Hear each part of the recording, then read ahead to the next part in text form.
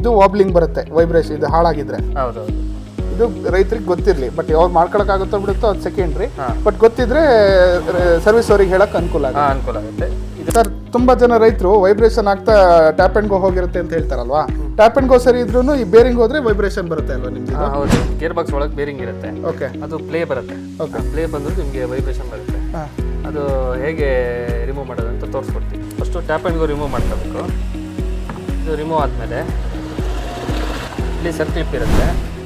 ಈ ಸರ್ಕ್ಲಿಪ್ಪನ್ನು ಹೊರಗೆ ತೆಕ್ಕೋಬೇಕು.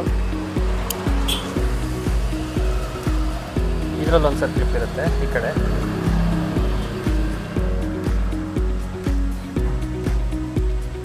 ಇದು ಹೊರಗೆ ತೆಗಿಬೇಕು. ಜಿಪ್ ತೆಗೆದ್ಮೇಲೆ ಇದನ್ನು ಟ್ಯಾಪ್ ಮಾಡಬೇಕು. ಈ ಥರ ಹೊರಗೆ ಬರುತ್ತೆ. ಅದಾದಮೇಲೆ ಓಕೆ, ಈ ಕಡೆ ಬೇರಿಂಗ್ ಒಂದು ಸಿಂಗಲ್ ಬೇರಿಂಗ್ ಇರುತ್ತೆ. ಇದನ್ನು ಜಸ್ಟ್ ನೀವು ಸುತ್ತಿಗೆಯಲ್ಲಿ ಲೈಟಾಗಿ ಟ್ಯಾಪ್ ಹೊರಗೆ ಬರುತ್ತೆ. ಈ ಬೇರಿಂಗು ಮತ್ತು ಇದು ಎರಡು ಬೇರಿಂಗು ಪ್ಲೇ ನೋಡಬೇಕು. ಪ್ಲೇ ಹೆಂಗೆ ಚೆಕ್ ಮಾಡ್ಬೋದು ಸರ್?